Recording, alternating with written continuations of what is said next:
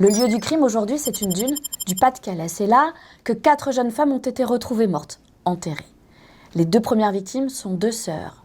Amélie, 17 ans, une lycéenne pleine de vie. Et sa grande sœur, Peggy, à 20 ans, son rêve était de devenir commissaire de police. Les 2 autres victimes sont également 2 sœurs. Audrey a 17 ans, lycéenne, et Isabelle, 20 ans, tout juste diplômée de l'hôtellerie. Ce soir-là, elles se sont déguisées pour fêter le carnaval, et ce soir-là, elles ont décidé de faire du stop pour rejoindre les différents points des festivités. Elles ont croisé la route de 2 monstres. Comment les enquêteurs ont remonté la piste de 2 frères récidivistes, notre rédaction revient sur l'affaire Jourdain. Tiens, pour aujourd'hui, on va travailler sur l'affaire Jourdain. 2 frères qui ont tué et violé 4 jeunes femmes à l'époque du carnaval, mais c'était en 1997, je crois. Ah, c'est mon année de naissance. Mais justement, on avait fait des sujets à l'époque. Tu veux que je te les montre ? Pour leur famille, pour leurs amis, Amélie, Peggy, Audrey et Isabelle étaient 4 jeunes filles sans histoire. 4 jeunes filles de 17 et 20 ans qui avaient décidé de s'amuser un peu mardi soir à l'occasion du carnaval. Déguisées en indiennes ou en mousquetaires, on perd leurs traces dans ce café près d'une plage au sud de Boulogne-sur-Mer. Dans leur village du Portel, c'est la stupéfaction et la peur. Personne n'imagine une fugue et les fantômes d'une Belgique toute proche sont dans tous les esprits. C'est pas une fugue, on ne fugue pas habillé en mousquetaire. En fait, il y a eu toute une enquête. Pendant 10 jours, on a essayé d'espérer. Et plus ça passait, et plus on se disait que en fait, c'était impossible que 4 jeunes femmes... 4 jeunes femmes disparaissent comme ça. Et c'est vraiment 4 jeunes femmes, c'est ça? 4 jeunes, c'est tous âgés en moins de 20 ans? Oui, à peu près 17-18 ans. Et en fait, on s'est dit, elles sont à 4, elles ont fait une fugue. Et puis en fait, elles ont été retrouvées quelque part par là. Voilà, ici. Dans une dune. On va peut-être essayer de contacter ce monsieur. C'est qui? C'était le commissaire, un jeune commissaire à l'époque.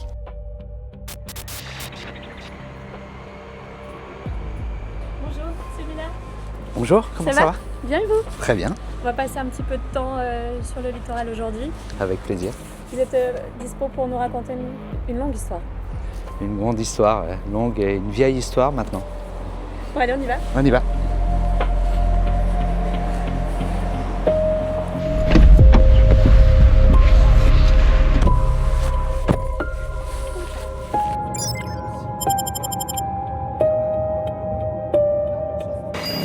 Au Portel, la mobilisation a commencé. La population et les gendarmes ont ratissé les dunes et les falaises sans succès et des centaines d'affiches ont déjà été distribuées. C'est 2 fois 2 sœurs et il y en a 2 qui ont plaisir à faire découvrir le carnaval aux 2 autres qui vont le faire pour la première fois. Donc elles se préparent et elles vont partir pour une soirée de fête qui va virer au cauchemar.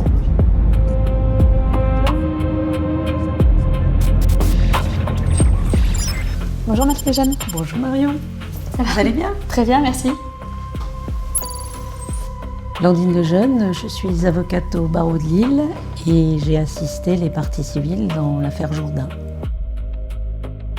C'est des femmes admirables, courageuses et qui vont être frappées comme ça par le destin.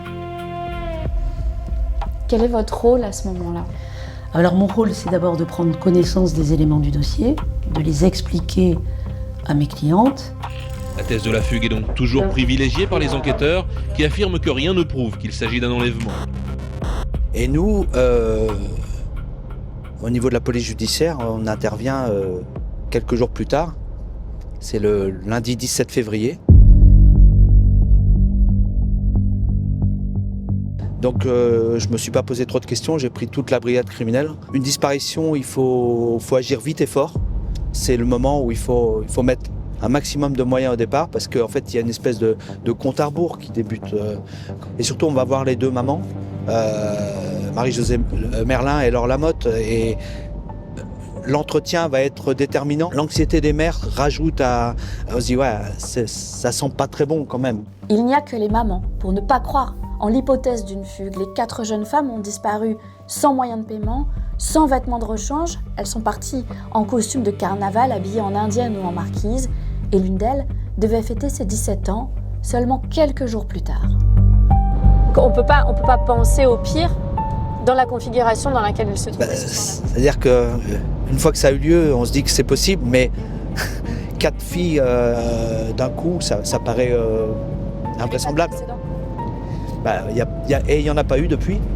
Il n'y en a pas eu depuis.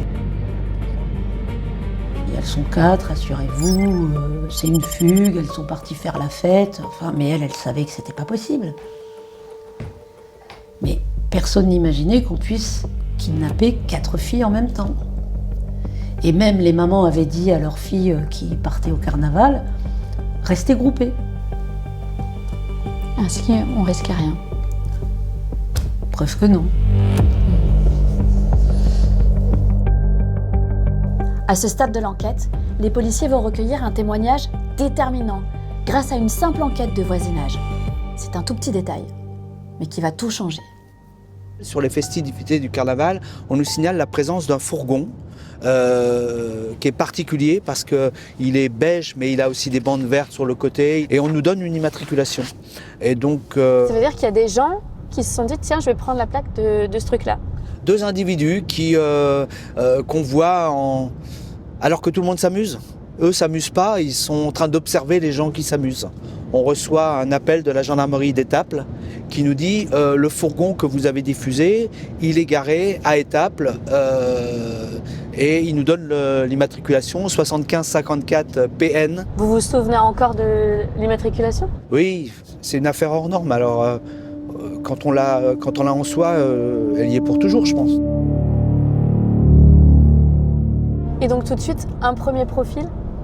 Le premier profil, malheureusement, de Jean-Michel Jourdain, c'est quelqu'un qui a déjà été condamné pour viol et meurtre. Et donc, forcément, ça nous glace le sang, parce que c'est sans doute le moment où on se dit, ben voilà, c'est terminé.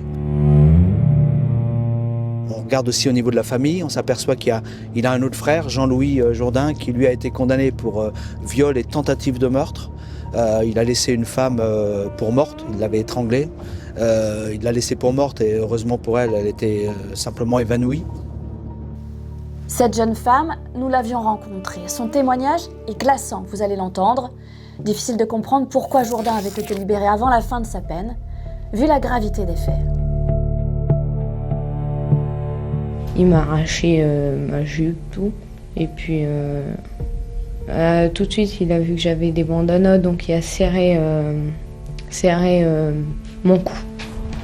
Cette jeune fille, nous l'appellerons Catherine, est tombée dans le piège tendu par Jean-Louis Jourdain. Elle se débat, lui brise les lunettes, il l'étrangle et s'enfuit, la laissant pour morte. C'est pour ça qu'il est parti, parce qu'à la gendarmerie, il a dit tout de suite, quand les gendarmes ont dit oui, vous avez agressé une fille, il dit ah bon, elle est pas morte? Catherine, qui n'a alors que 15 ans, décide de se battre avec ses parents pour que Jourdain, qui n'en est pas à son coup d'essai, soit puni. Devant le tribunal, son témoignage va convaincre les jurés. Il écope de 10 ans de prison. Il en sortira en 95, après 6 années de détention.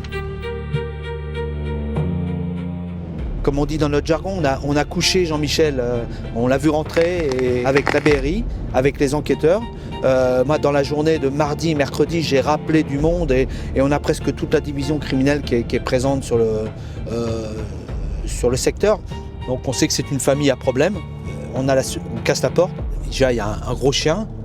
Heureusement qu'on a les maîtres chiens gros chien qui est maîtrisé. Donc ils sont tous les deux, Jean-Michel et Jean-Louis, dans 2 chambres séparées, chacun avec une compagne. Là, on leur notifie leur garde à vue. C'est une maison qui est posée au milieu d'un champ de ferraille. C'est un taudis avec la tôle ondulée, c'est de la terre battue au sol. Les pièces sont séparées par des rideaux. Il n'y a pas de sanitaire. Et là, il n'y a pas de sanitaire, il n'y a rien du tout. C'est vraiment. Et puis, tout autour, c'est un terrain où il y a plein de ferrailles, mais en même temps, il y a plein de croix. Ça va être important pour nous dans notre cheminement. Il y a des croix où ils nous disent avoir enterré des animaux, etc. Juste à côté de la maison, on trouve parqué le fameux fourgon, qui est pour nous la pièce maîtresse. On s'aperçoit que le fourgon a été nettoyé. Quand on l'ouvre pour constater qu'il n'y a personne à l'intérieur, ça sent la javel. On comprend qu'il y a eu grand nettoyage. Et on découvre assez vite une boucle d'oreille, et puis un petit chouchou qu'on met dans les cheveux.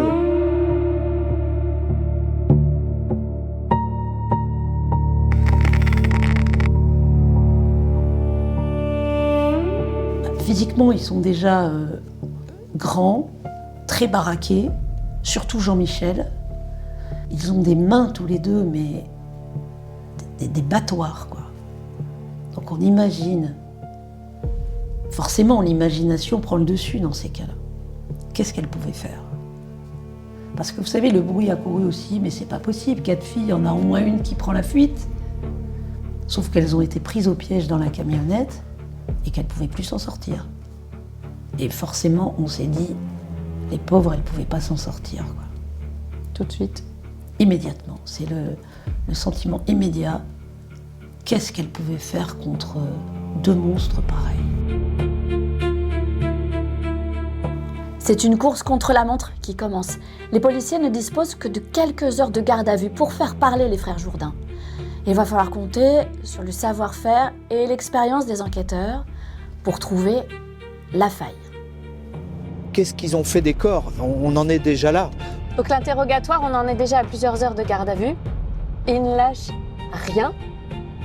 Ça a l'air d'être plutôt des coriaces. Qu'est-ce qui va faire basculer?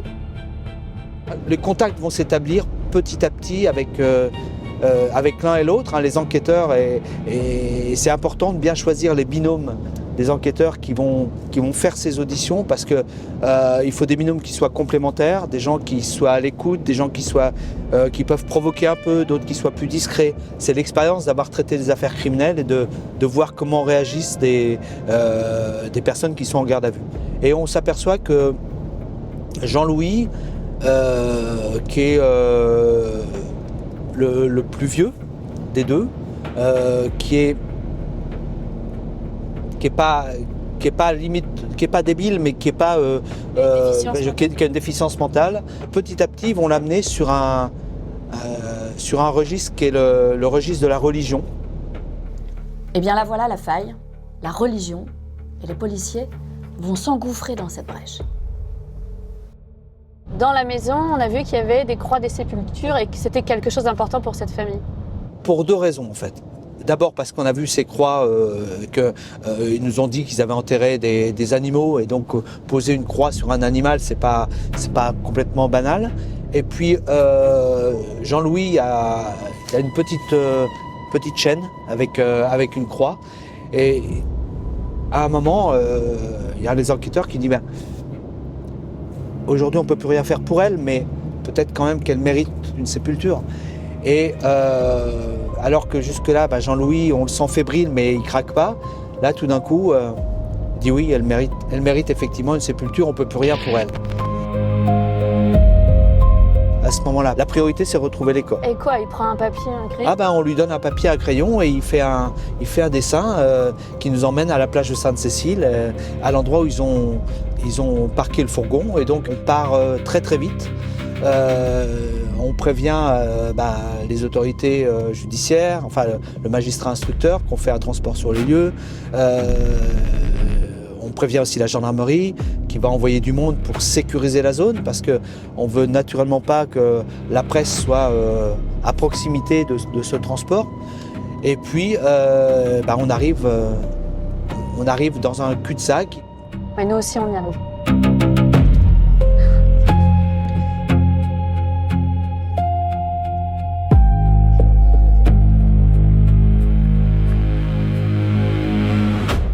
Il y a parfois, c'est assez étonnant, hein, mais souvent, les familles des victimes ont besoin de savoir. Et ce besoin de savoir, on ne peut pas leur enlever. On doit le respecter. Même s'il y a des choses qu'il vaut mieux parfois ne pas savoir. Mais ce qu'on expliquait, c'était que l'imagination est pire que la vérité. Même dans cette affaire-là? Je sais pas, mais franchement... c'est toujours très étonnant, ce besoin de savoir. Mais il est réel, et je le constate à chaque fois que je défends des parties civiles, comme si elles avaient besoin de mettre du réel sur l'imaginaire. Pour arrêter d'y réfléchir. Pour arrêter. À peine entrés dans ce fourgon, Peggy, Isabelle, Audrey et Amélie ont basculé dans l'horreur.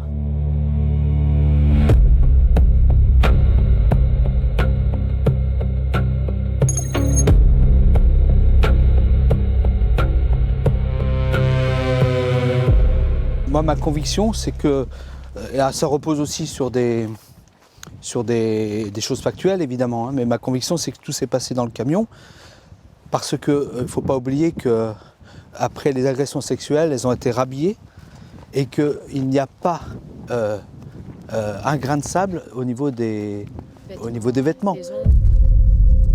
Les serrures du fourgon, pour qu'on ne puisse pas l'ouvrir de l'intérieur, c'était comme une prison, ce fourgon. Et nous, on est persuadés que tout s'est passé à l'intérieur du fourgon. Sans doute ici, effectivement, sur ce petit parking. Et après, une fois les avoir agressés et étranglés, ils les ont transportés sur la dune, à l'endroit où on les a retrouvés. Et ça, c'est ce qui paraît le plus vraisemblable. Donc c'était là? Et c'était là, c'était juste là, sur cette partie plate, qui était... Il n'y avait que du sable pour le coup, c'était pas du tout... il n'y avait pas cette végétation. Alors, les pompiers commencent à creuser sur cet endroit qui nous a indiqué par Jean-Louis. Ils sont à 60-70 cm de profondeur. Je regarde Jean-Louis, je me rappelle lui avoir dit tu nous racontes pas de bêtises, c'est bien là, quoi. C'est clairement... et il a fait signe de la tête, oui, c'est là. Et il avait l'air sûr de lui. Et dans la minute qui a suivi, les pompiers ont senti quelque chose et ont vu apparaître un petit morceau de tissu rouge qui nous a tous fait comprendre que, voilà, que c'est pas dire que l'affaire a été terminée. Il a fallu prendre du temps pour dégager les corps qui étaient en fait l'un sur les, enfin deux les uns sur les autres, tête bêche, et naturellement prendre soin, appeler les fourgons mortuaires.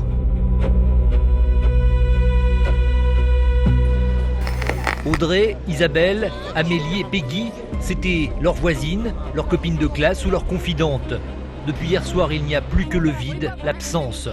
Il faut faire ce qu'ils ont fait à Amélie et Peggy, ainsi qu'aux deux autres. Il faut faire justice. Les passions prennent alors le dessus.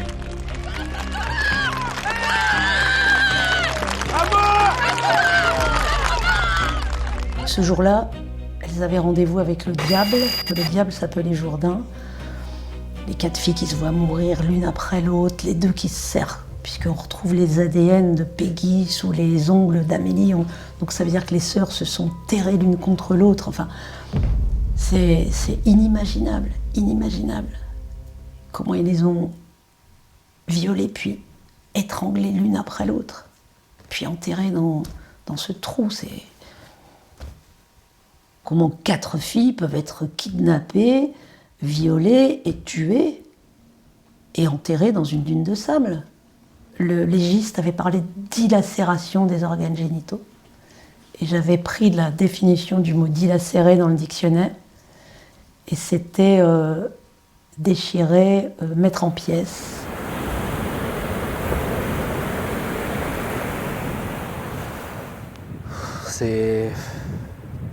Ça me replonge 30 ans en arrière, ça me renvoie plein d'images, les images les plus difficiles, notamment tout ce qui a été la découverte, le moment où on les a sortis du sable, avec, comme m'a dit le médecin après, c'était au mois de février, dans du sable à 5-6 degrés.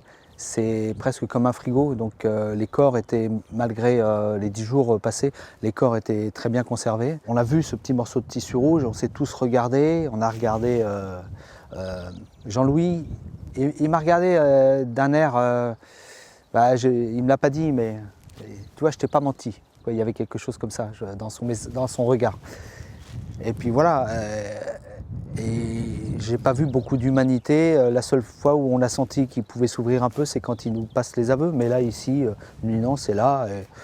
Il n'y a pas particulièrement voulu tourner la tête, il était là, spectateur de son massacre, quoi.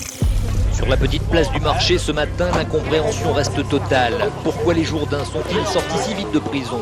Que faire d'eux? De toute façon, c'est inguérissable. Ils ont dû nous raconter les piqûres et ceci, cela. Moi, j'y crois pas. Vous vous rendez pas compte, vous, hein, des enfants de 20 ans, c'est une honte, hein, des vies brisées et tout ce qu'on veut. Oh non, c'est pas vrai, ça. Mais ça a été une déflagration nationale, hein, nationale, pas que dans la région, alors la région encore plus. La région de Boulogne-sur-Mer, c'était terrible, mais c'était national. Comment voulez-vous que ce n'ait pas une ampleur aussi importante dans l'opinion publique? Parce que forcément les gens s'identifient, ils ont des filles qui sortent, qui laissent sortir, surtout si elles sont 4, en se disant bon bah ça va, les parents sont rassurés, elles sont en groupe. Et là ça démolit complètement tout ce que les parents pouvaient penser de filles qui sortaient ensemble. Veillés devant l'église du Portel, tout au long de la soirée, plusieurs centaines d'habitants de la ville se succèdent devant les portraits d'Isabelle, Audrey, Peggy et Amélie. Les bougies ont été allumées, l'émotion est intense.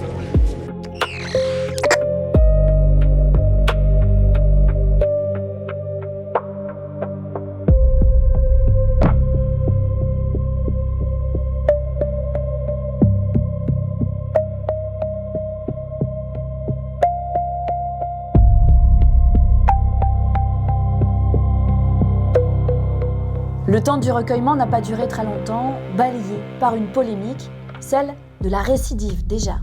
Et cette affaire a eu un tel retentissement qu'elle a provoqué des changements majeurs dans le fonctionnement de la police et de la justice. J'ai connu beaucoup d'affaires criminelles, celle-ci m'a marqué plus que les autres. Le fichier des délinquants sexuels a été créé suite à cette affaire. Ça, c'est pour la partie un peu légale, on va dire.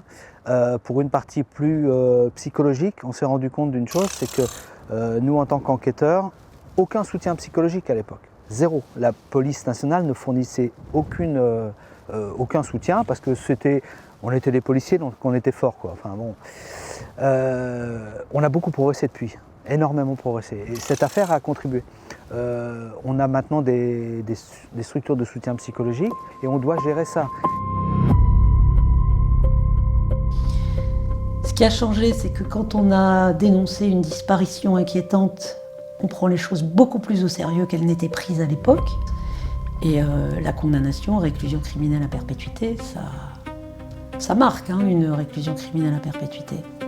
J'en ai pas. Je crois que c'est la seule de ma carrière que j'ai entendue. Ce qui les inquiétait, c'était de savoir si un jour il sortirait. À ce jour, Jean-Louis Jourdain est décédé en prison et Jean-Michel est toujours incarcéré. Et jusqu'au bout, ces femmes ont été très dignes, hein, parce qu'il y a eu des appels au rétablissement de la peine de mort. Pas de leur part, hein, jamais.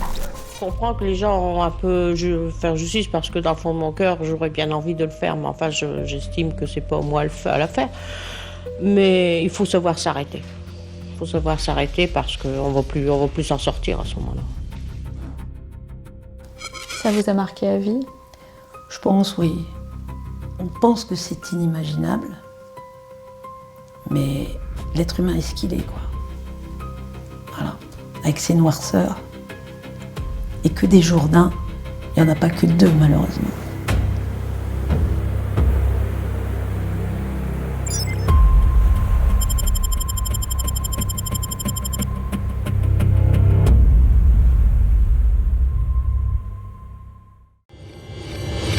Le 11 février 1997, dans le Pas-de-Calais, le carnaval du Portel bat son plein. Dans la nuit, 4 jeunes filles disparaissent mystérieusement. C'est impossible, compte tenu de la personnalité de ces 4 jeunes filles, qu'elles aient fugué ou qu'elles aient changé d'avis sans prévenir leur mère. S'il ne s'agit pas d'une fugue, que s'est-il passé? Les soupçons se portent très vite sur 2 frères à la réputation sulfureuse. On a laissé 2 grenades dégoupillées dans la nature. Et effectivement, ils ont fait des dégâts. Quelques jours plus tard, les corps mutilés des 4 disparus sont retrouvés. Moi, je me souviens qu'un des enquêteurs m'a dit, quand on a découvert les corps, on a vraiment eu le sentiment que les malheureuses, elles avaient été massacrées. Je suis horrifié et bouleversé par cet acte de sauvagerie. 4 adolescentes violées et assassinées. Tout le pays est sous le choc et cherche à comprendre comment une telle barbarie est possible. On disparaît pas à 4, on se fait pas enlever à 4, on se fait pas tuer à 4. Il fallait pas qu'il y ait une affaire du Troupis dans la région du Boulonnais. Que s'est-il passé dans la nuit du 11 au 12 février 1997 lors du carnaval du Portel? Voici le récit de l'affaire des frères Jourdain, surnommés les frères siamois de l'horreur.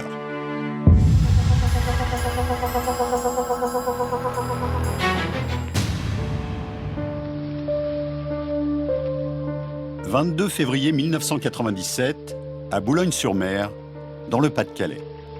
Chaque année, la journée est consacrée à la fête et aux jeux. Mais cet après-midi, adultes et enfants sont en tête d'une marche silencieuse. Des milliers de personnes sont venues défiler pour s'insurger contre la barbarie des meurtres de 4 jeunes filles de la région. C'est horrible, horrible de voir ça. J'en ai 4 envoyés en bas âge en plus. Qu'est-ce que l'avenir leur réserve? C'est inadmissible. Il faut faire justice. Pour comprendre la colère de cette foule, il faut revenir quand tout a commencé, 10 jours plus tôt, lors du carnaval du Portel.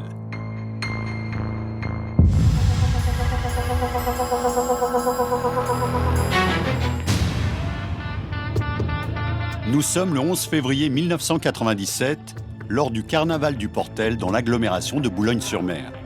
Depuis 3 jours, des milliers de personnes participent à cette fête annuelle. Le carnaval du Portel, c'est un des petits frères du carnaval de Dunkerque. C'est un rassemblement bon enfant. Il y a une espèce de transmission qui se fait de génération en génération et je crois qu'on peut même dire que les parents souhaitent que leurs enfants aillent au carnaval. C'est le dernier jour du carnaval, mais aussi le plus important, avec le traditionnel brûler du bâti. On brûle le géant sur la plage, le géant du carnaval.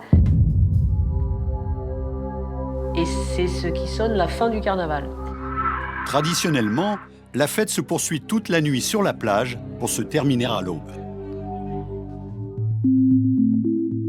Tôt dans la matinée, Marie-Josée Merlin attend ses 2 filles, Peggy, 20 ans, et Amélie, 17 ans, sur la place du village. Marie-Josée avait passé la journée de la veille avec Amélie et Peggy à préparer le carnaval. S'était déguisée, elle s'était préparée toute la journée, etc. Elle avait dit je vous laisse, entre guillemets, carte libre, amusez-vous, faites ce que vous voulez, profitez-en, faites la fête, mais on se donne rendez-vous demain matin à 9h, on prendra le petit déjeuner ensemble. Mais ce matin-là, Peggy et Amélie, les 2 filles de Marie-Josée Merlin, ne sont pas au rendez-vous. Elle attend plusieurs minutes, plusieurs heures, et puis finalement, elle se rend compte qu'il y a un problème. Elle ne comprend pas où sont passées ses filles. Et à partir de là, donc, elle passe un certain nombre de coups de fil aux amis de ses filles, aux proches. Et le temps passe, l'angoisse monte, même si les gens la rassurent ou tentent de la rassurer en lui disant « Bon, bah, écoute, ne t'inquiète pas, elles doivent pas être loin, elles ont peut-être resté dormir chez des copains. »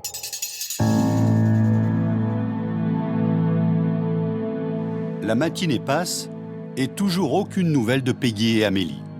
Marie-Josée Merlin appelle Laure Lamotte, la mère adoptive des 2 amies de ses filles, Audrey, 17 ans, et Isabelle, 20 ans. Elles ont passé la soirée ensemble. Mais le problème, c'est qu'une fois qu'elle a Laure Lamotte au téléphone, Laure Lamotte est dans la même situation qu'elle, c'est-à-dire qu'elle n'a pas de nouvelles, elle non plus, de ses 2 filles. La nuit tombe sur la région.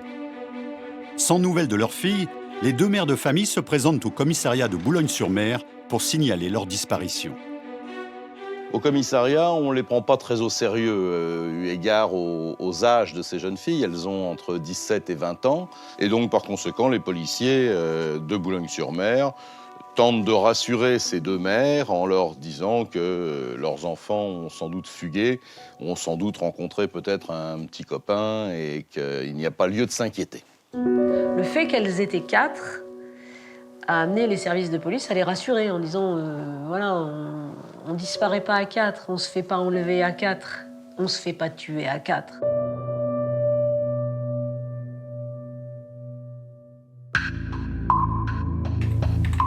Parce qu'il y a 2 mineurs, les policiers ouvrent une déclaration de fugue. L'information est communiquée aux différents services de la région. Mais pour les 2 mères de famille, ça ne suffit pas. Elles insistent. On va pas à l'encontre d'un instinct maternel. Hein. Je pense que l'intuition d'une mère à la première minute est la bonne. Elles savent qu'il est arrivé quelque chose à leur fille. C'est impossible, compte tenu de la personnalité de ces 4 jeunes filles, qu'elles aient fugué ou qu'elles aient changé d'avis sans prévenir leur mère. Peggy et Amélie Merlin sont originaires de la région. Ces 2 sœurs, âgées de 20 et 17 ans, sont décrites comme joyeuses et appréciées de tous. C'est des filles bien, qui sont très proches de leur mère, surtout qu'elles ont perdu leur père quelques années auparavant. Et donc cette disparition, ce drame familial, a rapproché la mère de ces 2 filles. Peggy et Amélie passent beaucoup de leur temps à aider leur mère malade, surtout depuis qu'elle a été victime d'une crise cardiaque 1 an plus tôt. À la rentrée scolaire, elles se sont liées d'amitié avec Audrey et Isabelle Ruffin. Originaires de Valenciennes, ces 2 sœurs sont arrivées dans la région il y a 5 mois. Elles aussi ont connu un drame familial. Leur mère biologique est décédée des suites d'un accident et le père étant chauffeur routier ne pouvait pas s'en occuper, donc il a confié ses enfants à Laure Lamotte qui s'en est merveilleusement bien occupée et les choses ont bien fonctionné au sein de cette famille recomposée, reconstituée. Cette année, Peggy et Amélie ont voulu initier leurs 2 nouvelles amies, Isabelle et Audrey, au carnaval du Portel. Si on veut partager quelque chose de précieux à cet endroit-là, on partage le carnaval. Les mères de famille en sont convaincues. Leurs filles n'ont pas pu fuguer. Elles vont tenter de convaincre les enquêteurs de Boulogne-sur-Mer que la situation est beaucoup plus grave. On ne fugue pas sans argent, on ne fugue pas sans papier, et on ne fugue pas sans raison. C'est pas des fugueurs, ils n'ont pas le tempérament à fuguer, et donc c'est pas une fugue. Moi je suis formelle là-dessus, c'est pas une fugue. Les enfants ont bel et bien été enlevés. On était en pleine affaire du trou, hein, que peut-être elles étaient séquestrées et qu'on les retrouverait vivantes, mais ce qui était une évidence, c'est qu'elles n'étaient pas en fugue. Marc Dutroux, ce pédophile belge qui a violé et tué de jeunes adolescentes, est dans tous les esprits. Les mères de famille craignent que leur fille ait croisé un criminel à l'image de ce terrible personnage.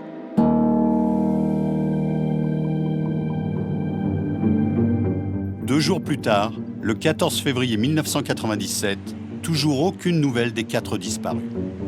Familles et amis s'impatientent.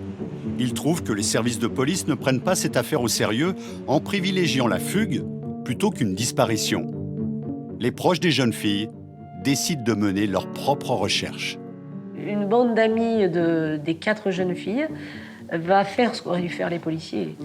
Elles vont sillonner les plages, les blocos, les bistrots, avec les photos, en les montrant à tous les témoins pour savoir si par hasard ils ne les auraient pas vus. Ils ratissent les environs, mais aucune trace des 4 jeunes filles. Ont-elles eu un accident? Ont-elles fait une mauvaise rencontre? Se sont-elles réellement rendues au carnaval? Ils font le tour des bars où elles auraient pu se rendre ce soir-là et obtiennent un premier renseignement. Sur un mur de photos souvenirs du carnaval, ils découvrent un premier indice. Ils vont trouver une photo d'Audrey Ruffin en tenue de mousquetaire, qui est en fait la preuve qu'elle a été au carnaval. Elle était forcément avec sa sœur et ses 2 autres copines à l'occasion de cette nuit. Les amis des 4 disparus interrogent d'autres fêtards présents lors de cette soirée. On arrive à savoir que les 4 jeunes filles ont quitté le Portel à 22h45 avec pour projet de se rendre au bal de clôture du carnaval qui se trouve sur une plage à 3 km du Portel. Mais sur la plage, lors du bal de clôture, personne ne les a vues. Ce qui revient à dire qu'elles ont probablement disparu ou qu'elles ont eu un problème après 22h45 et qu'elles ne sont jamais arrivées sur la plage où se déroulait le bal. Cela fait maintenant 3 jours que les 4 jeunes filles ont disparu. Un homme qui a entendu parler de l'affaire pense détenir des informations importantes pour l'enquête. Il appelle Laure Lamotte, la mère adoptive d'Audrey et Isabelle. Il indique qu'il était présent ce soir-là au carnaval et qu'il a repéré une camionnette blanche, un peu bariolée, notamment avec des rayures vertes sur le côté conducteur.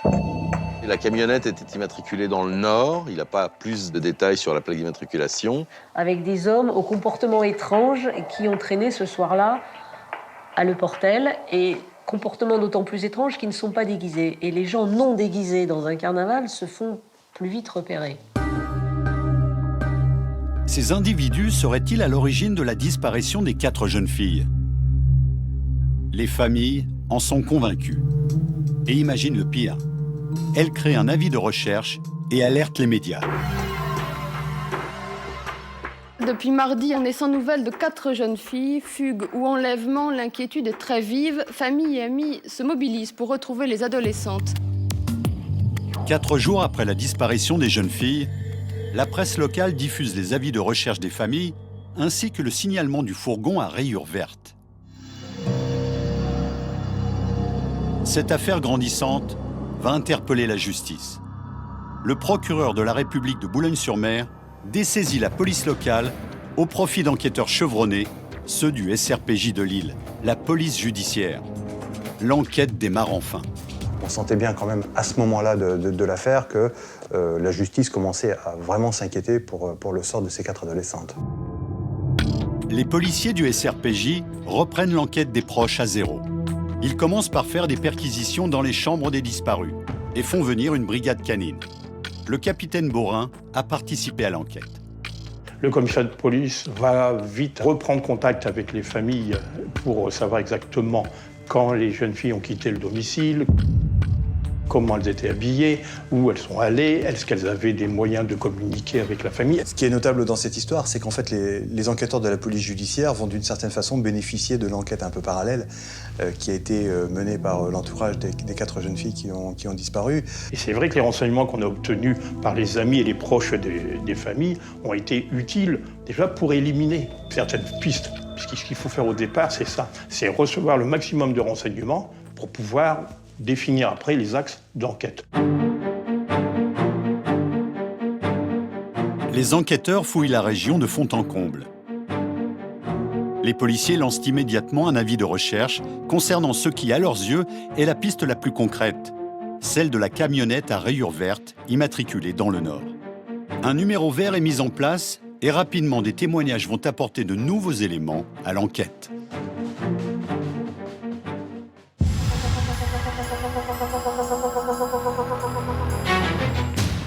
Nous sommes le 17 février 1997, soit 6 jours après la disparition de Peggy, Amélie, Audrey et Isabelle. Les enquêteurs du SRPJ sont maintenant persuadés qu'elles ont fait une mauvaise rencontre. La diffusion de l'avis de recherche va porter ses fruits. Ce sont des collègues d'une gendarmerie locale qui leur fournissent un nouveau renseignement.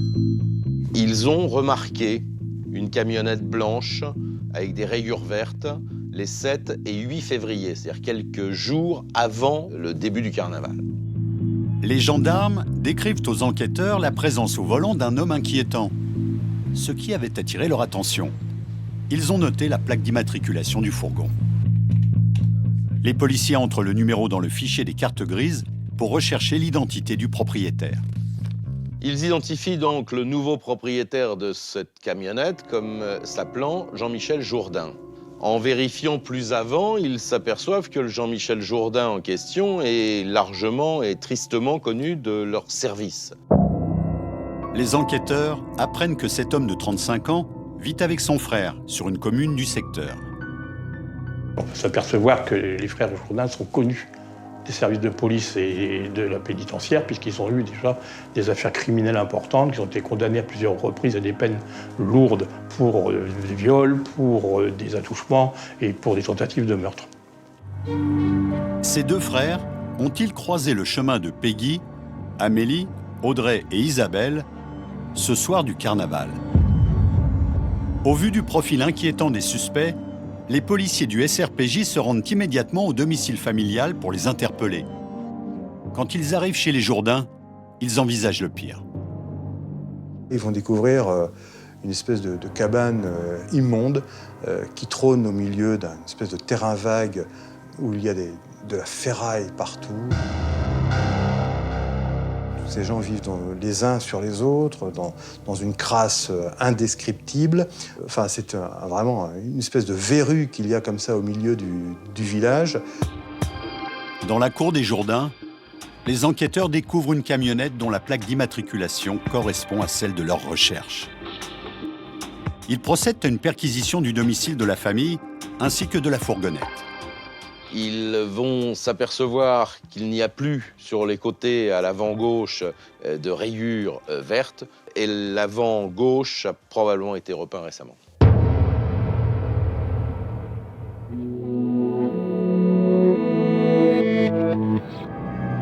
Les experts de la police scientifique arrivent sur les lieux.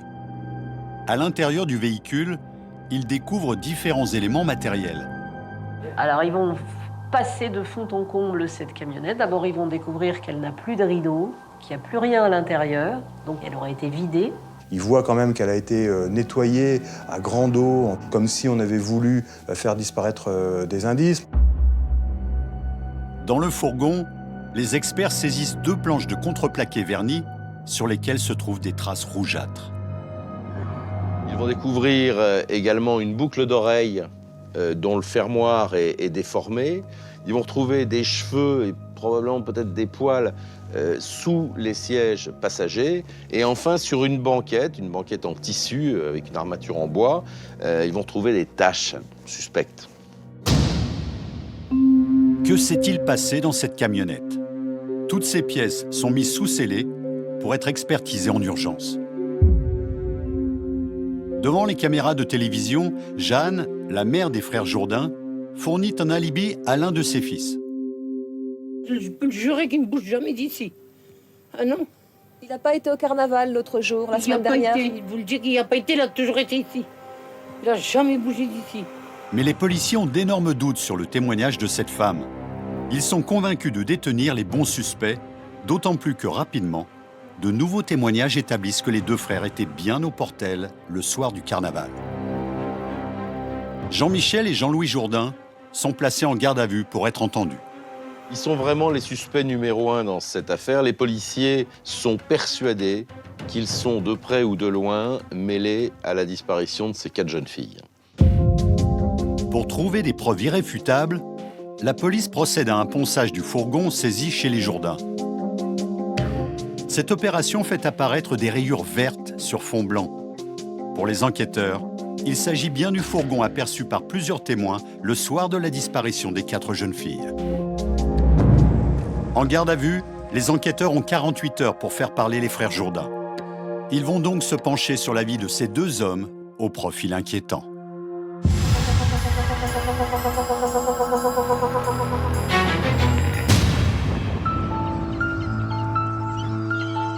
Les frères Jourdain sont des ferrailleurs. Ils ont grandi à Dannes, une commune située à 20 km au sud du Portel, dans un contexte familial particulier. Ils ont vécu une enfance livrée à eux-mêmes, pratiquement sans scolarité, ou en tout cas une scolarité tellement chaotique que ce sont des garçons qui savent à peine lire et pas écrire. C'est une vie de chômage, d'oisiveté, de bricolage, de déviance sexuelle aussi. La mère des Jourdain se livrait à des pratiques incestueuses sur ses garçons, sur ses enfants. Le père était un alcoolique notoire, violent, qui faisait lui aussi régner une espèce de terreur dans cette espèce de cabane qui abritait la famille. C'est une espèce de famille à part, quoi. Des gens qui étaient complètement en dehors de la société civile, complètement en dehors j'irais presque dire, de la civilisation. Lorsque les frères Jourdain sont désignés comme les suspects numéro 1 dans la disparition de Peggy, Amélie, Audrey et Isabelle, les habitants de la région ne sont pas surpris. Le regard des habitants de Dannes sur les Jourdain est effrayant. On a un peu l'impression, quand ils en parlent des Jourdain, qu'ils décrivent les Dalton. Il faut faut savoir qu'à un moment donné, il y avait eu une espèce de pétition qui avait été faite par les habitants de Dan en disant qu'ils ne pouvaient plus les supporter. Il y avait le voisin qui habitait une petite maison coquette à côté d'une espèce de terrain vague dans lequel vivaient les Jourdains. Il retrouvait des pneus, des jets d'huile, des boulons, parce que ça les amusait, les Jourdains, de perturber les week-ends et les dimanches quand ce monsieur était là en train de faire un barbecue. Il balançait des pneus et des seaux d'huile. Bon, voilà. C'est ça, les Jourdains. Quand vous passiez, de toute façon, vous baissiez la tête. Hein. Ils vous regardaient d'une façon vraiment des maniaques, quoi, en fait. Des violents, ils s'attaquaient à tout, quoi, si vous voulez. Ils font même peur, quoi. Non, il faut vraiment pas les faire chier.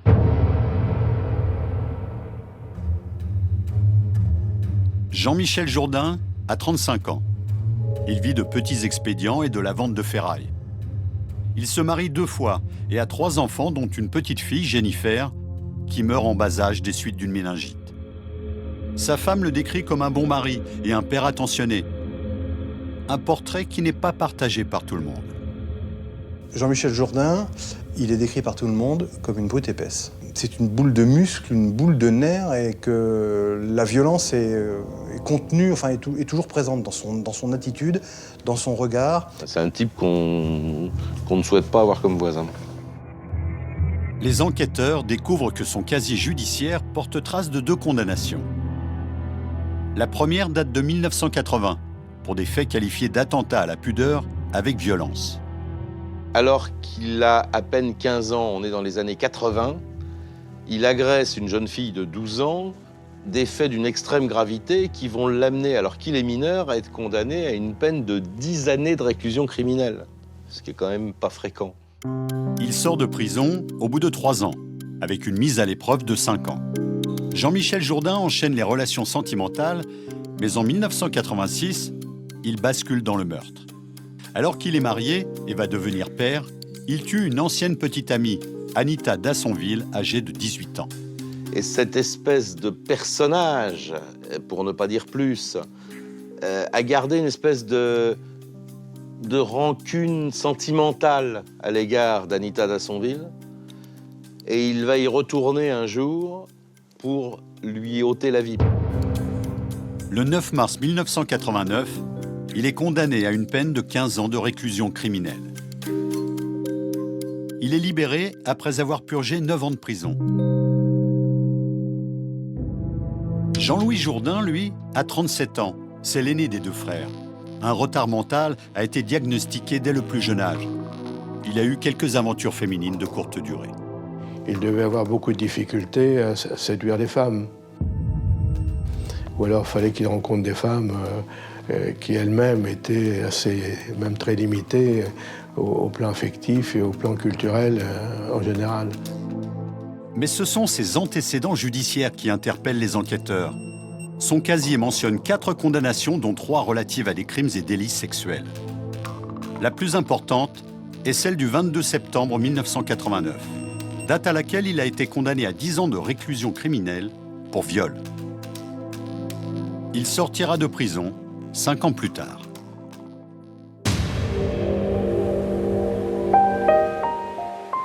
Pour les experts psychiatres, c'est la représentation de la femme pour ses 2 frères qui pose question. Pour les frères Jourdain, la femme représente un objet de plaisir sexuel. Elle n'est pas perçue par eux comme un être respectable, elle est simplement au service de leur désir sexuel immédiat.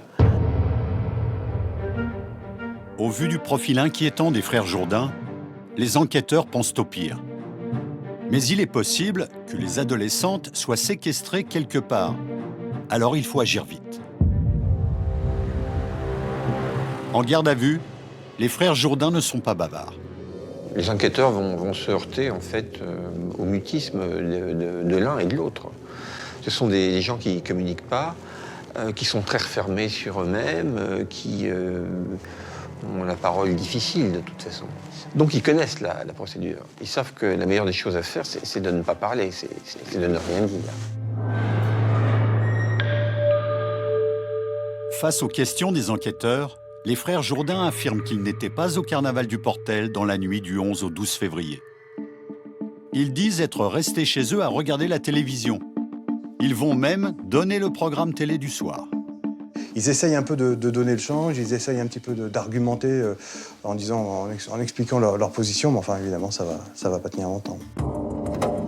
Les policiers mettent tout en œuvre pour les faire parler. Mais les frères Jourdain nient les faits qui leur sont reprochés. Au même moment, un couple se présente au commissariat de Boulogne-sur-Mer pour livrer un témoignage qui va permettre de confondre les deux suspects.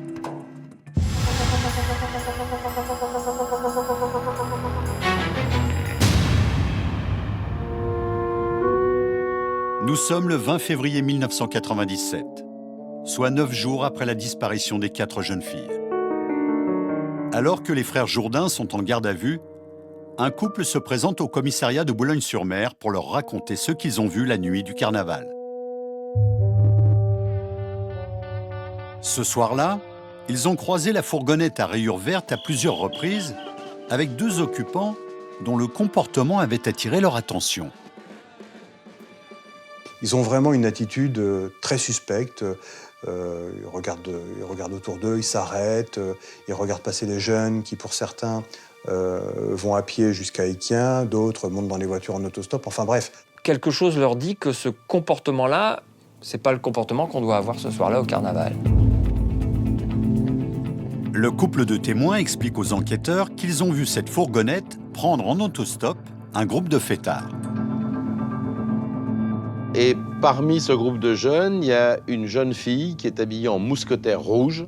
Et on sait qu'Audrey Ruffin s'était déguisée en mousquetaire rouge. Les frères Jourdain regardaient-ils réellement la télévision comme ils l'affirment? Où sont-ils les 2 hommes aperçus par le couple? Pour en avoir le cœur net, les policiers organisent une confrontation. Les témoins reconnaissent formellement les Jourdain comme étant les conducteurs de la camionnette.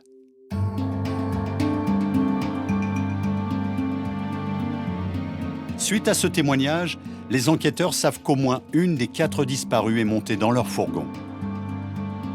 Donc là, on a plusieurs éléments qui nous permettent de penser que les 2 frères Jourdain ne nous disent pas la vérité et que, déjà dès le départ, ils nous mentent quant à leur emploi du temps de la soirée du carnaval. Les policiers n'ont plus qu'à faire parler les frères Jourdain pour savoir ce qu'ils ont fait des filles. Jean-Michel est quelqu'un qui, lui, ne parle pas du tout. Très dur, très fermé. On a l'impression de s'adresser à un mur quand on le voit.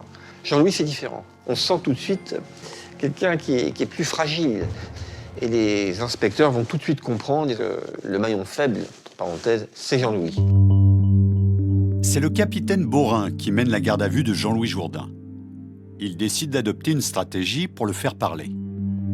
Je décide pour la seconde audition d'avoir une approche différente et d'entretenir avec Jean-Louis Jourdain un rapport plus intimiste, si l'on peut dire, à savoir, je lui parle avec le langage qu'il comprend, c'est-à-dire des mots simples et du patois de la région, du patois de Boulogne-sur-Mer que je connais puisque je suis natif de Boulogne-sur-Mer. Cette stratégie se révèle payante. Le policier réussit à déstabiliser l'aîné des frères Jourdain sur son emploi du temps le soir du carnaval. Jean-Louis Jourdain reconnaît finalement être allé avec son frère au Portel, avec leur fourgonnette. Le capitaine Borin présente à Jean-Louis Jourdain les photos des 4 jeunes filles. Les aurait-il croisées au carnaval du Portel ce soir-là? Je vais dans l'intime en lui disant, voilà, nous on pense que les 4 filles ont été prises par quelqu'un, peut-être que c'est pas toi, on ne sait pas, mais toi tu peux nous le dire, si tu sais quelque chose, il faut le dire. Je martèle ça en regardant, avec mon doigt en montrant les photos des filles, en disant, écoute, fais quelque chose, si elles sont quelque part. Le policier profite de cet instant de faiblesse pour obtenir plus de renseignements. Il a eu une douleur pour lui, c'était la disparition d'une petite sœur, auquel il était très proche, avec laquelle il était très proche. Je lui parle de ça et je lui dis, écoute, il faut absolument qu'on fasse quelque chose, parce que toi, ta petite sœur, elle n'a pas eu de chance, elle est morte, mais elles, si elles sont encore en vie, il faut absolument qu'on fasse quelque chose pour les retrouver. Et là, il va y avoir un petit silence. Il va se pencher en arrière, il va me dire, on ne peut plus les retrouver, elles sont dans le sable à Sainte-Cécile. Peggy, Amélie, Audrey et Isabelle seraient mortes et enterrées dans les dunes non loin de là. Mais ces aveux ne suffisent pas au capitaine Borin. Il demande plus de détails à Jean-Louis. Des détails que seul le meurtrier pourrait connaître. Et il va me faire un dessin sommaire indiquant un parking, un chemin, un blockhaus et un camping. Immédiatement, les services de police se rendent sur la plage de Sainte-Cécile, accompagnés de Jean-Louis Jourdain. Ils arrivent près d'un camping, en haut d'une dune. Je le tiens avec les menottes, et c'est lui qui m'entraîne plus que moi je l'entraîne, puisque c'est lui qui connaît le coin. Et il s'arrête à un endroit, et il me dit c'est là. Les enquêteurs du SRPJ font venir des pompiers locaux pour creuser à l'endroit indiqué par Jean-Louis Jourdain. Et puis on creuse. Et plus il creuse, plus je me dis c'est pas possible, parce que là c'est quand même profond. Puis malheureusement, on aperçoit donc de l'étoffe qui sort du sable. Sous les yeux de Jean-Louis Jourdain, qui regarde la mer, les pompiers exhument le corps d'une jeune fille habillée en mousquetaire rouge, enterrée à 70 cm de profondeur. Je vous dis, c'est pas vrai, c'est pas possible. Moi, je fais pas ce métier pour voir que ça. Et ce qu'il y a d'atroce, c'est pas simplement de découvrir un corps, j'en avais découvert auparavant, mais c'est de découvrir un corps habillé pour aller s'amuser, un corps de jeune fille. Et puis un deuxième, habillé aussi pour aller à la fête, et un troisième et un quatrième. Et ça s'arrête pas. Vous êtes là, oui, il fait froid, vous êtes sur le sable, et vous avez ça, vous avez 4 jeunes filles qui sont mortes, qui sont là, et puis un type qui regarde et qui se dit que il faudrait peut-être qu'on rentre maintenant qu'il a fait son job. Peggy et Amélie Merlin, Audrey et Isabelle Ruffin sont enterrées tête bêche sur une dune. Les premières constatations sont épouvantables. Moi, je me souviens qu'un des enquêteurs m'a dit, quand on a découvert les corps, on a vraiment eu le sentiment que les malheureuses, elles avaient été massacrées. Mais voilà, c'est le terme qu'il a utilisé. Elles ont été massacrées par ces deux-là. Les corps des 4 jeunes filles sont envoyés à l'Institut médico-légal de Lille pour être autopsiés. Le résultat des premières analyses est d'une violence extrême. Pour les mères de famille, la douleur est immense. Je suis là pour que tout se passe dans la dignité et que les mamans soient renseignées sur ce qui s'est passé. Alors maintenant, ce que je sais, c'est qu'ils vont être mis en examen pour viol et assassinat. Il y a eu viol et assassinat. Voilà. Et les 4, d'accord? Et ça s'est passé dans les dunes, là-bas où on les a retrouvés. La région est en état de choc quand elle découvre le passé judiciaire des frères Jourdain. Le 22 février 1997, des marches blanches sont organisées pour soutenir les familles et pour montrer leur colère envers ces crimes barbares. Le président de la République en personne témoigne de son indignation. Je suis horrifié et bouleversé par cet acte de sauvagerie. Justice sera faite. Les gens hurlent leur colère, on entend des appels à la peine de mort, à la vengeance populaire. Enfin, faut imaginer l'ambiance. Commence à surgir le débat à ce moment-là. Comment ça a été possible? Comment ces deux monstres ont-ils pu être laissés en liberté sans aucun contrôle, sans aucun suivi judiciaire? Il faut se souvenir qu'on est en 1997, que la législation de l'époque, elle était pas ce qu'elle est maintenant. Et on se rend compte qu'à ce moment-là, on a laissé 2 grenades dégoupillées dans la nature. Et effectivement, ils ont fait des dégâts. Le reste de la famille Jourdain est mis sous protection policière pour éviter toute représaille de la foule en colère. Quelques jours plus tard, un incendie criminel détruit le baraquement des Jourdain à Dannes. Pourtant, même si Jean-Louis Jourdain a permis aux enquêteurs de découvrir les corps des 4 jeunes filles, lui et son frère n'ont pas avoué le crime. Que s'est-il passé lors de cette nuit du 11 au 12 février 1997? Quel est le rôle de chacun? Les enquêteurs doivent obtenir des aveux.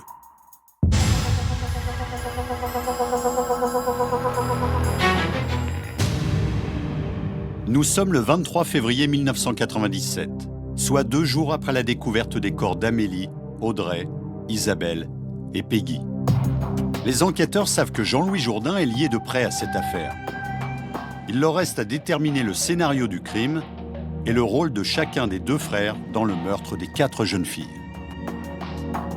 Maintenant qu'on a découvert les corps, vous allez nous expliquer qu'est-ce qui s'est passé entre le moment où vous étiez au Portel avec votre frère dans le fourgon et le moment où ces filles se sont retrouvées dans le sable.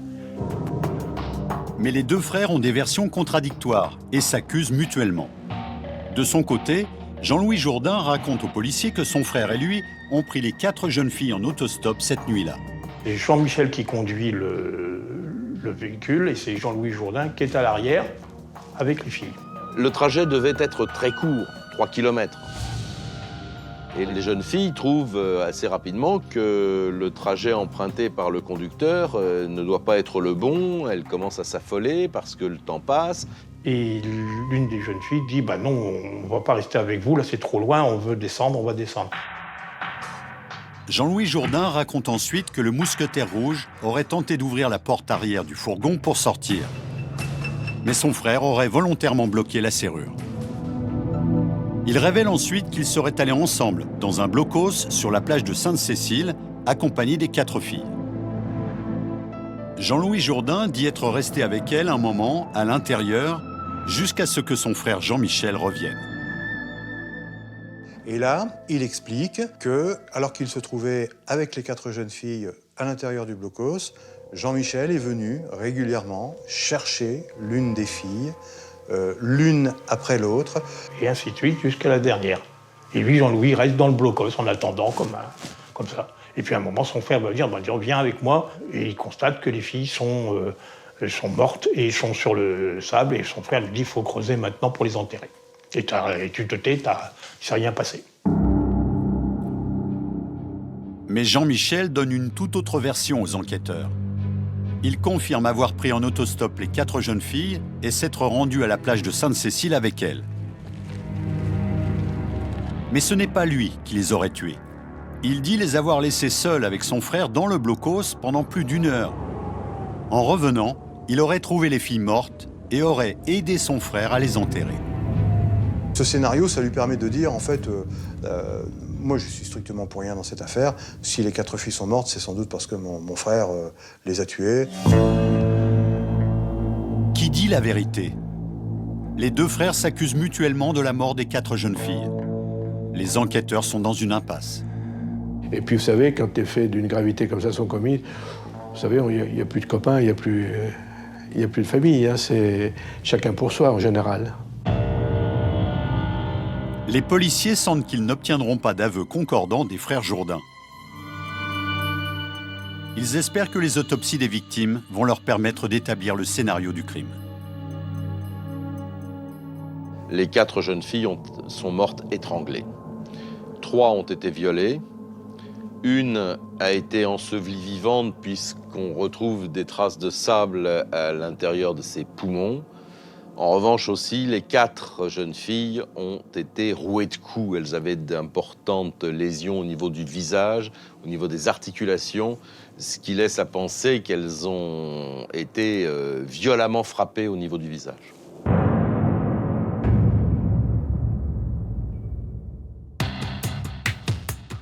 L'autopsie permet également de prélever 6 spermatozoïdes dans le vagin de l'une des filles. L'échantillon est immédiatement envoyé au laboratoire de police technique et scientifique de Lille. Les enquêteurs espèrent que l'ADN permettra de déterminer le rôle de chacun.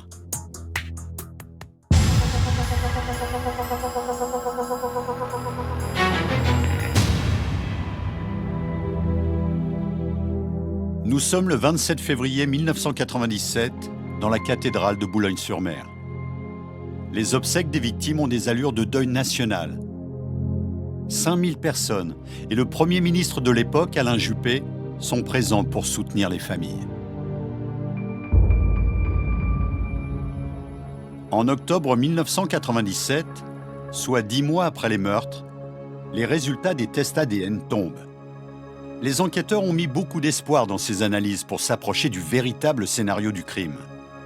Malheureusement, à l'époque, les capacités de ces laboratoires ne permettaient pas d'arriver à trouver l'ADN mitochondrial d'une manière certaine. En plus, les scellés a été partiellement détruit, non pas par la volonté des enquêteurs, mais parce que les conditions de l'époque pour la conservation de ce genre de matière n'étaient pas au top. Et on n'a malheureusement pas pu déterminer à qui appartenait ces spermatozoïdes. Les tests ADN n'ont pas permis aux enquêteurs d'identifier avec précision le violeur. Jean-Michel Jourdain change alors totalement de discours. Tout à coup, Jean-Michel Jourdain va revenir sur sa version. Il n'a même plus vu les filles, il ne s'est rien passé. Voilà. Mais je vais vous dire, moi, je n'avais pas besoin de leurs ADN. Sincèrement. La juge d'instruction va tout tenter pour découvrir ce qui s'est passé la nuit du drame. Elle organise une confrontation entre les deux frères pour connaître la vérité. Les Jourdain ne se sont pas croisés depuis leur arrestation. Elle espère que l'un des deux va craquer au contact de l'autre.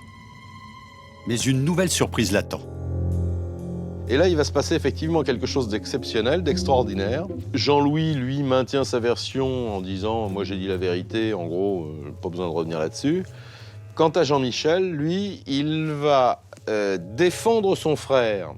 Il lui dit « écoute, je vois pas pourquoi tu t'accuses, moi je sais que t'as rien fait, puisque t'étais avec moi. Et donc si t'avais fait quelque chose, je m'en souviendrai. Donc arrête de t'accuser à tort, tu n'y es pour rien. » Une version encore différente qui s'ajoute aux deux précédentes. Les enquêteurs comprennent qu'ils n'arriveront pas à obtenir la vérité sur le scénario du crime de la bouche des Jourdain. À ce stade de l'enquête, les enquêteurs ont la conviction qu'il fallait être deux pour contenir les filles. La juge d'instruction décide d'abattre sa dernière carte. Elle organise une reconstitution sur les lieux de la découverte des corps avec les frères Jourdain. Pour l'occasion, un important dispositif de sécurité est mis en place. Il est impossible d'approcher la scène de crime à des kilomètres à la ronde. La police redoute des actes de vengeance de la population. Donc du coup, on va monopoliser 500 personnes. 4 compagnies de CRS, 200 gendarmes, un hélicoptère. Je crois même qu'il y avait des bateaux qui étaient au large pour éventuellement éviter une arrivée par la mer de quelques assaillants. Donc on avait quand même fait les choses bien. Lors de la reconstitution, l'évidence saute aux yeux. La version de Jean-Louis ne colle pas. Il est impossible qu'il soit allé dans le blocos avec les filles. D'abord, les intempéries ce jour-là. Il pleut, il y a un vent force 7. Ensuite, il fait nuit noire, c'est une nuit sans lune. On ne voit strictement rien. Et pour accéder au blocos, il faut passer des barbelés. Et l'une d'entre elles est habillée en marquise avec une robe longue. Et il n'y a aucun des vêtements des jeunes filles qui ne sont déchirés. Et là, dans ce contexte-là, bien sûr qu'il y en a une qui aurait essayé de se sauver. Bien sûr qu'ils n'auraient pas réussi à les maintenir toutes les 4. C'est une évidence qu'elles étaient prises au piège et que le piège, c'était la fourgonnette.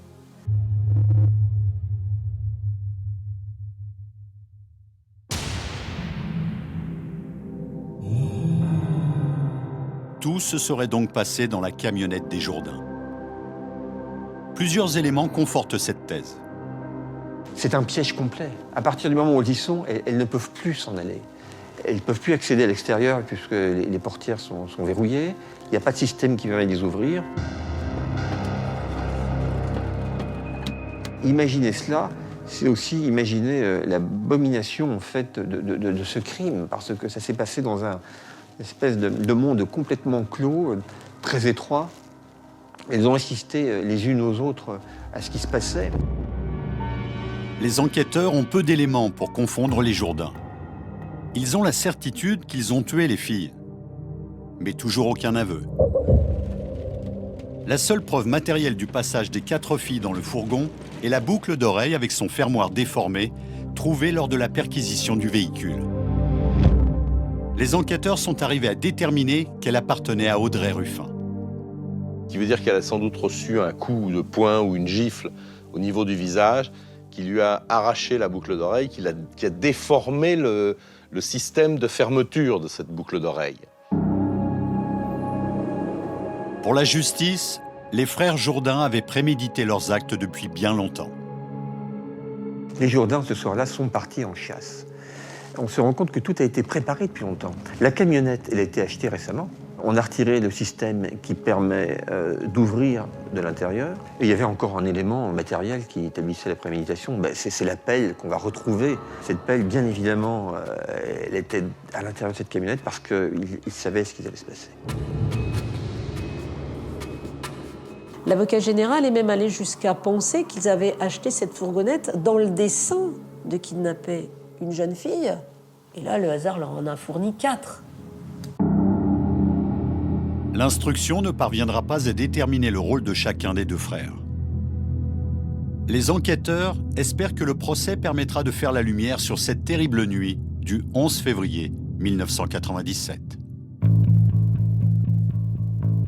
Le procès des frères Jourdain s'ouvre le 16 octobre 2000 aux Assises de Saint-Omer. L'avocat général va une nouvelle fois essayer de faire la lumière sur ce qu'il s'est passé ce soir de carnaval. Mais là encore, les frères restent muets sur le déroulement des faits. Et alors, vous dire, par exemple, qui a fait quoi dans cette camionnette, j'en suis bien incapable. Et c'est en ce sens que ce sont des frères siamois, parce qu'ils sont liés d'une façon indéfectible par leur passage à l'acte, par la façon dont les choses ont été préparées, par l'atrocité du crime. On va retrouver à proximité immédiate de cette pauvre sépulture de sable 2 canettes de bière vides. Et je me souviens avoir posé la question à l'audience.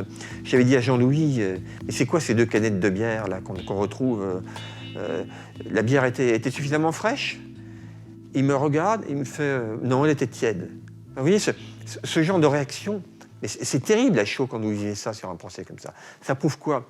Ça prouve d'abord qu'on est face à cette personne qui est là, qui ne mesure pas les enjeux.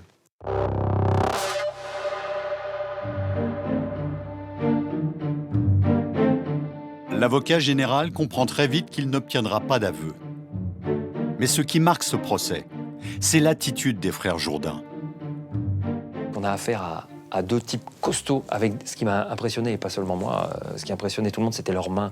Je sais que Laure Lamotte, elle a regardé ses mains, et elle s'est dit, mon Dieu, c'est avec ça qu'ils ont fait mal à mes filles. Les mères de famille veulent connaître la vérité. Laure Lamotte, la mère adoptive d'Audrey et Isabelle Ruffin, s'adresse aux meurtriers de ses filles. Madame Lamotte les regarde, elle ne baisse pas les yeux. Et même quand elle va venir témoigner, là, du haut de son 1m50, sa petite silhouette voûtée, elle va les regarder en disant « Comportez-vous en homme et dites-nous ce qui s'est passé. » Et puis elle va se heurter à un mur, quoi. À un mur. Jean-Louis, il bredouille quelques explications parfaitement incohérentes et tout à fait incompréhensibles, et en tout cas totalement peu crédibles. Et Jean-Michel, lui, ça reste un mur de dénégation. Premier procès, il les avait regardés comme ça en leur disant « Écoutez, je suis désolé pour ce qui vous est arrivé, mais moi j'y suis pour rien dans cette affaire. » On a l'impression qu'on est, voilà, on est plus dans l'humanité, là. On est là aussi, justement. Vous n'avez pas le droit de faire ça. Les mères de famille n'obtiendront rien des frères Jourdain. Elles doivent faire le deuil de la vérité. Le 27 octobre 2000, après 2 semaines de procès, le verdict tombe. Les frères Jourdain sont condamnés à la réclusion criminelle à perpétuité, assortie d'une peine de sûreté de 22 ans pour Jean-Michel et de 20 ans pour Jean-Louis. Et pour Jean-Louis, je vais baisser de 2 ans la peine de sûreté. C'est pas grand-chose, mais c'est symbolique, c'est parce que Jean-Louis, c'est lui qui a quand même dit certaines choses qui nous ont permis de tenir ce procès, qui ont permis de retrouver ces jeunes femmes, de leur donner cette sépulture, de les restituer à leur famille. Ça ne me ramènera pas mes filles, mais au moins on sait qu'il y en a 2 qui ne feront plus de mal à personne. Au moins de ce côté-là, on est soulagés. On fermera toujours nos bras sur du vide, mais enfin, au moins, ils ne feront plus de mal à d'autres enfants et à d'autres familles. À l'énoncé du verdict, les frères Jourdain ne bronchent pas. Ils demandent à leurs avocats de faire appel. Lors du 2e procès, en mars 2002, la peine restera la même. En février 2003, le blocos de la plage de Sainte-Cécile, qui était devenu un lieu de recueillement, a été dynamité.